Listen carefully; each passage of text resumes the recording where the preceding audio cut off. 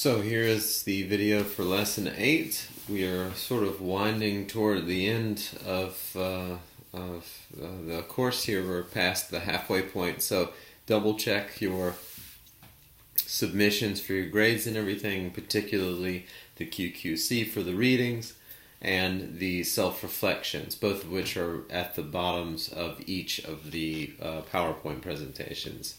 So today, Lesson 8 is about influences of the home and community. So I've kind of combined a couple of the chapters from the readings. Use your student task list to follow along with what you need to have completed by next Thursday. I'm putting this up now right at the beginning, or I guess at the end of your fall break. So I hope you've had a good fall break. And email me or give me a call if anything comes up with regard to some of the assignments. A couple of weeks from now, we'll have the Ida Thompson Fall Festival, for which you both will participate in leading an activity for the kids and their families there. I'm hoping to see if I can bring my couple of kids and wife to come watch you guys and participate in the demonstration. So today, follow along with the PowerPoint if you'd like, and so here we go. We're talking about home and community and the influences that those two things have on the development of children and how they have impacts on their family overall. So with influence of the home, we're going to be covering parenting, physical space of the home, certain family practices, and then kind of a special note on homeschooling. So with parenting, it obviously has a tremendous amount to do with the child's development. It is, in some senses, the sort of gateway for the child into the world through their parents or caregivers. That's what kind of parenting in this sense really reflects. So adults who become parents or are caregivers for children rely on certain resources to inform themselves about how to parent. So often it comes from other family members, extended family, their experience from their parents most predominantly, and also it's worth noting that influence of the parents' childhood has an impact on the way that they parent in so much more of a non-conscious way in a lot of respects. So that can be something that can be wonderful, because if you're in the habit of doing things that are skillful, then you don't have to worry about it. It's already kind of an autopilot. However, if things aren't going well in certain respects, it can be difficult to retrain or to begin new habits of parenting.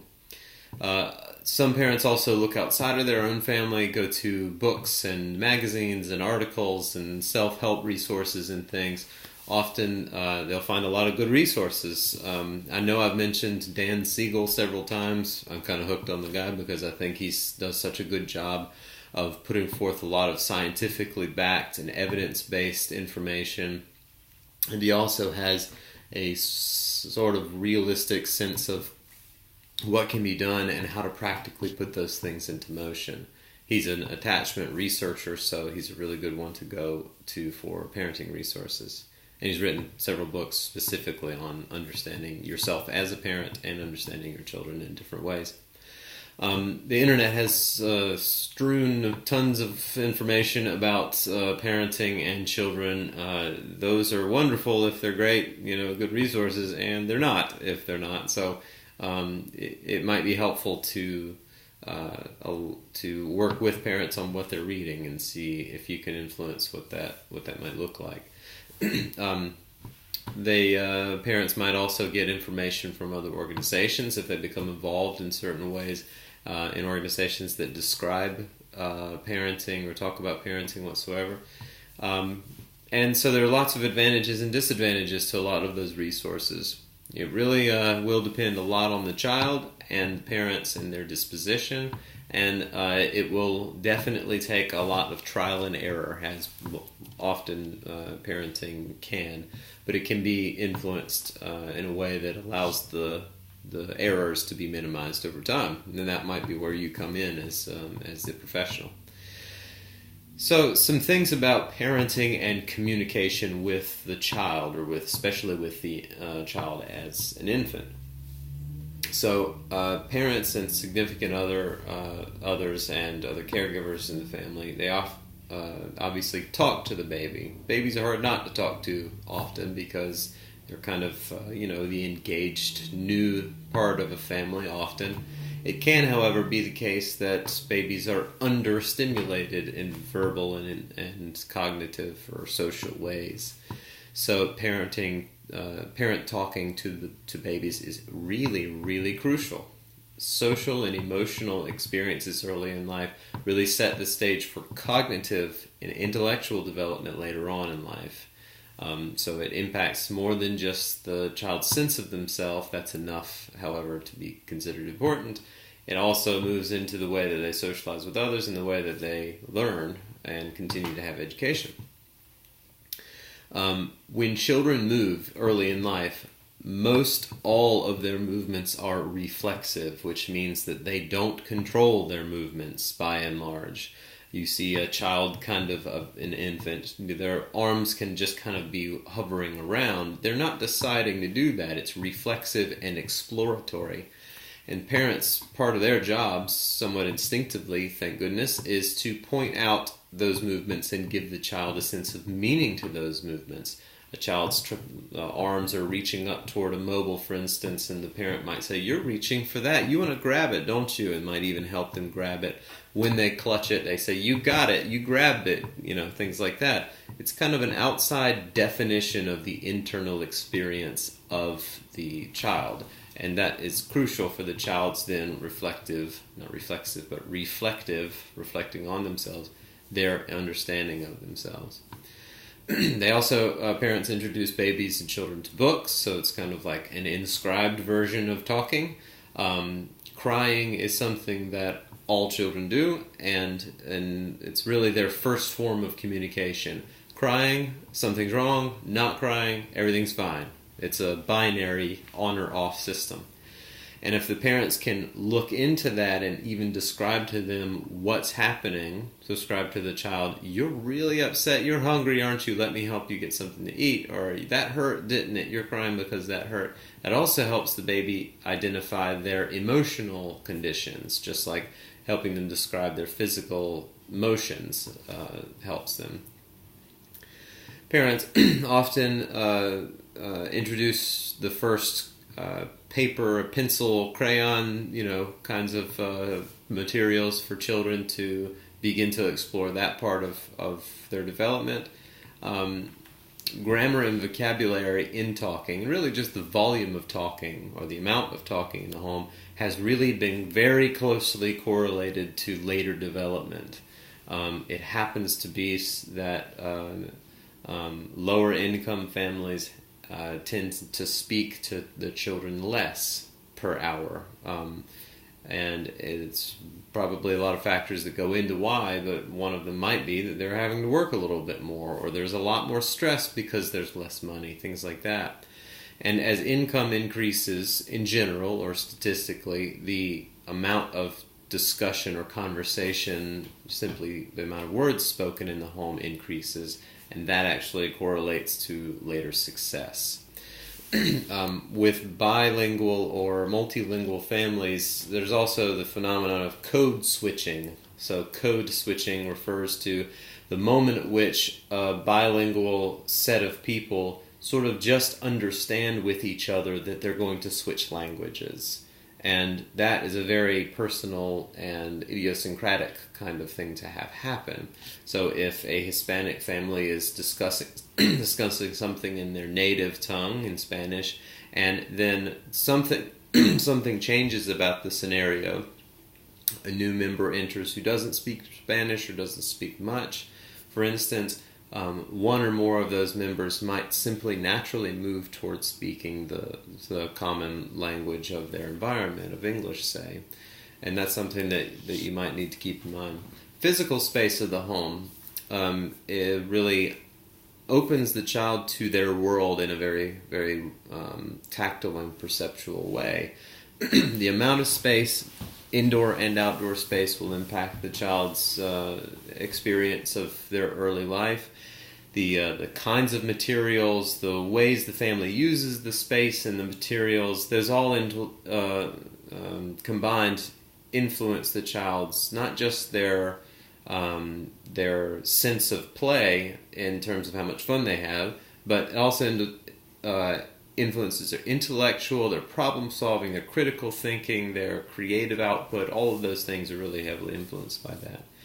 In fact, the high achiever parents, those who are parenting what we would call high achievers, high achieving children in grades and thriving in social circles and so on, those parents tend to more closely supervise the use of the space that the child is involved in.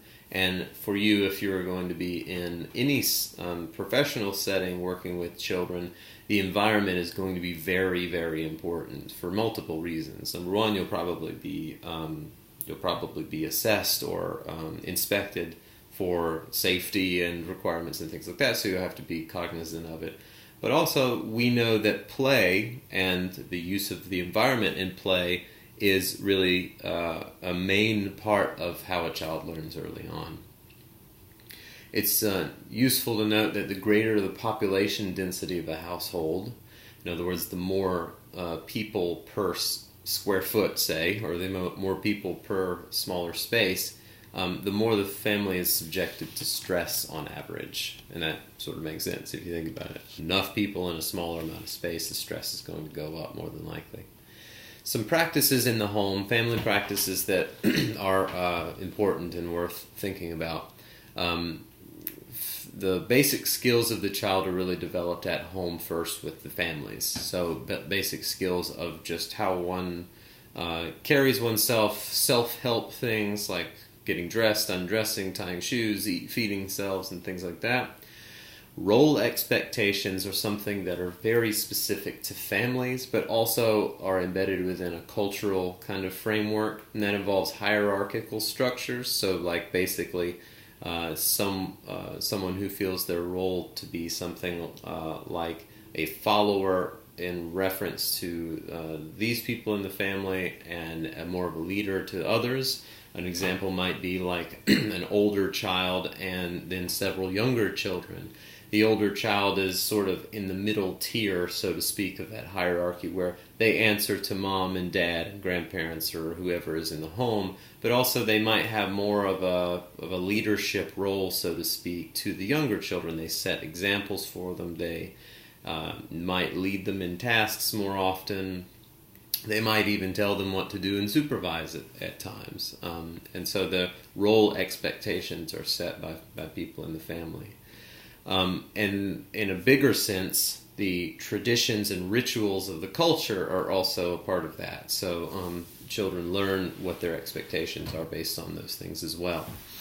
Routines are very important. Routines are very important because consistency can be a really essential part of how a child comes to understand what to expect in their day and therefore in their life and of themselves. So there are also, during routines, all of the activities in routines are opportunities for interaction. Preparing for the day, mealtime, bedtime, homework time, relaxed TV time, whatever that might be. And if there are consistent, almost schedule-like but flexible schedule activities sort of throughout the day and throughout the week, the family can come to expect interactions between themselves at certain times. Shared interests and skills are going to also be a big part of how the home impacts the child. I've made a note in the PowerPoint about various intelligences. Now, intelligence technically really just means IQ, and that's an intellectual aptitude sort of measurement based on like critical thinking and problem solving skills. But intelligence is kind of a bigger umbrella term, really leans toward what it means to have aptitudes in other ways and specifically interests. Interest has a lot to do with what we're good at. It doesn't always match up, but when we're good at something, and we perform it often, it usually means that some degree of natural skill and some degree of natural interest kind of interplay together. And families and children often share or even influence those things in others in the family. Okay, so some practices, more practices that the family might kind of have as a part of their family expectations, their family procedures, so to speak. The way that parents and families use money, children observe that and are obviously very directly impacted by that. The way a family travels also impacts how the child understands themselves and then their broader world.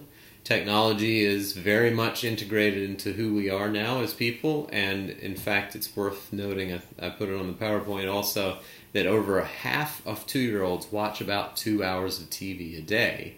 And now it depends on what they're watching, whether or not that's a good or bad thing, and it also might depend a lot on how the parents respond to that watching, if they engage in conversation with them about it, if they use those times as opportunities for growth rather than to sedate their kids while they have a break, although there's a time for that, to just give the parents some respite.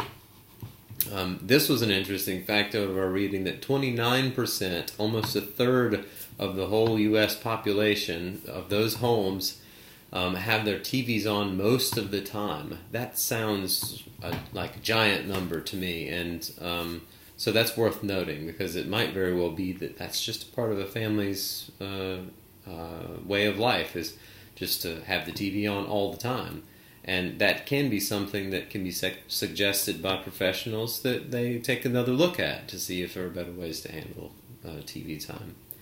Influences of extended family obviously play a large part in a lot of families. I think it was interesting in the readings, there's several categories of how extended families are involved. Now, grandparents we can use as an example, but other extended families are applicable here too. Custodial, meaning that they take care of the children full time.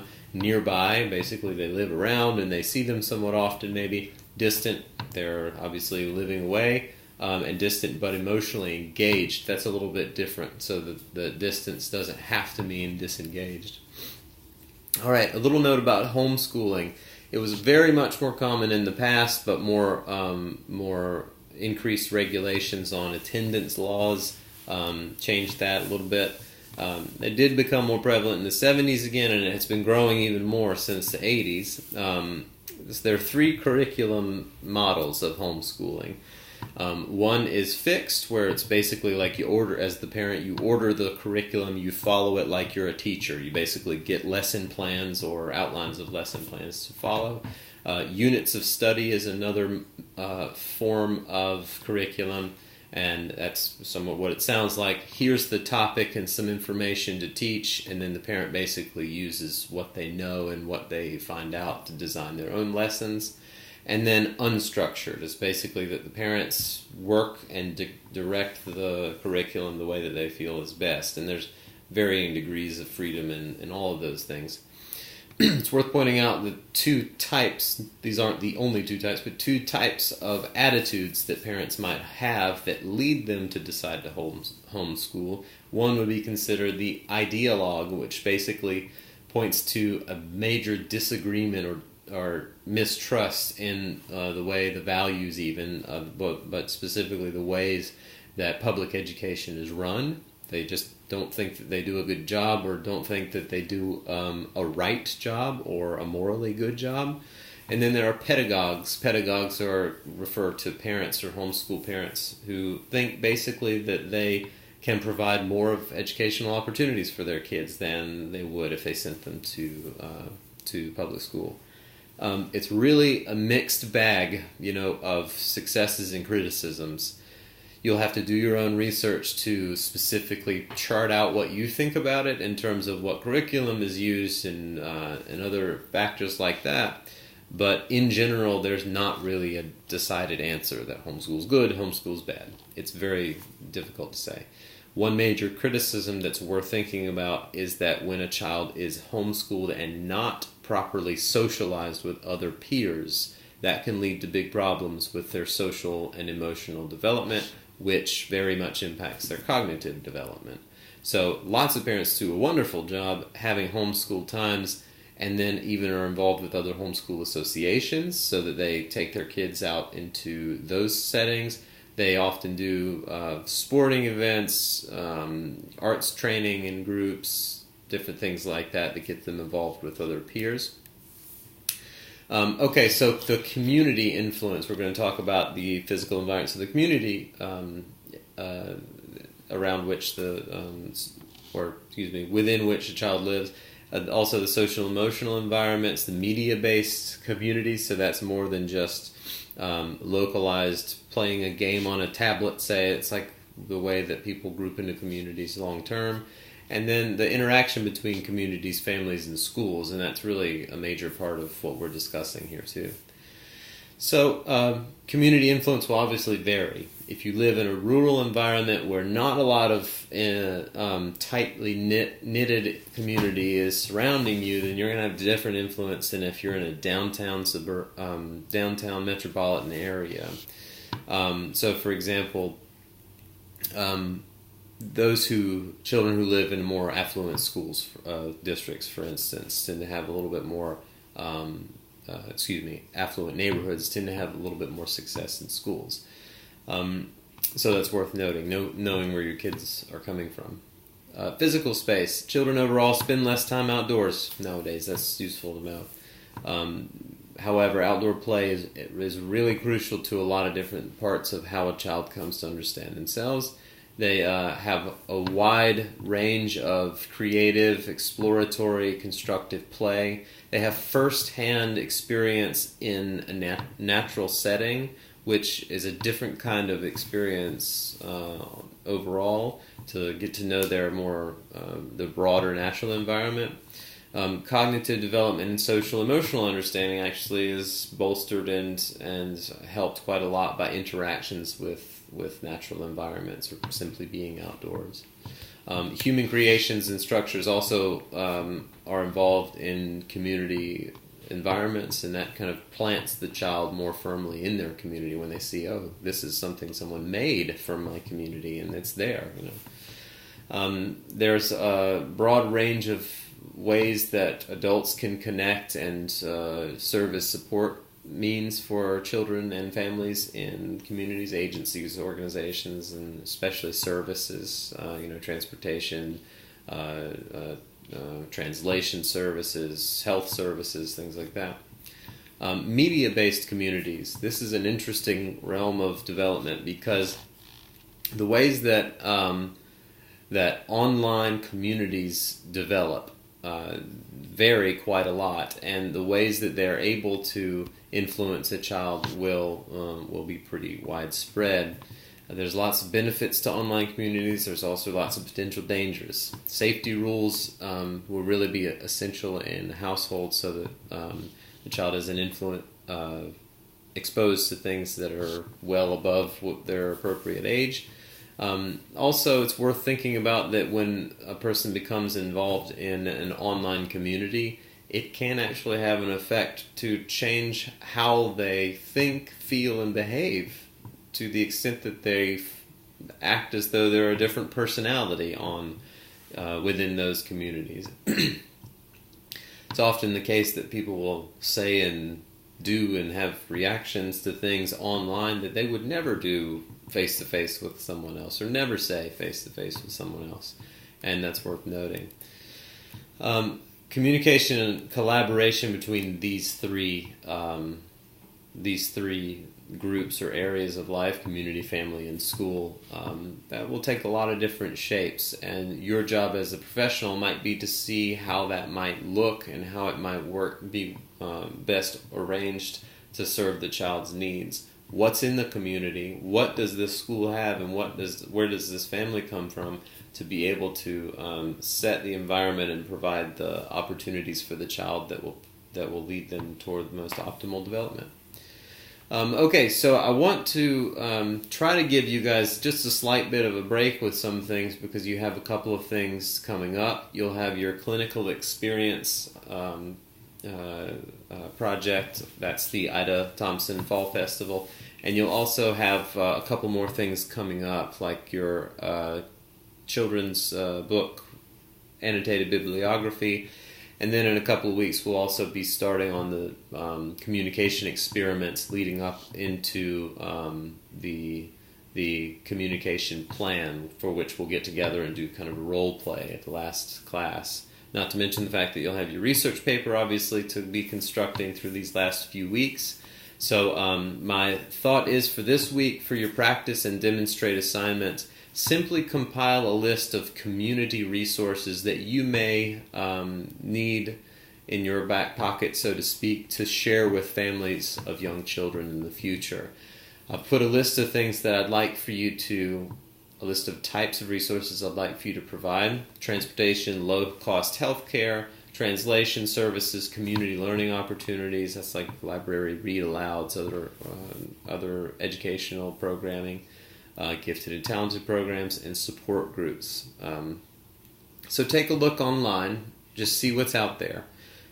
Type in those terms that I put on that list, and I bet you come up with quite a few on a Google search, and you'll be able to see where they are, and compile a few that are within a reasonable range of distance.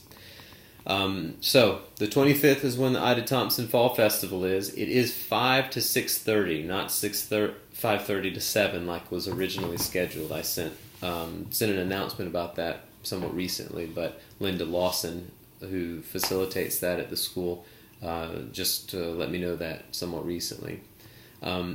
If you haven't already, send me a description of your activity, and don't forget to do your QQC and your self-reflection at the end of this lesson.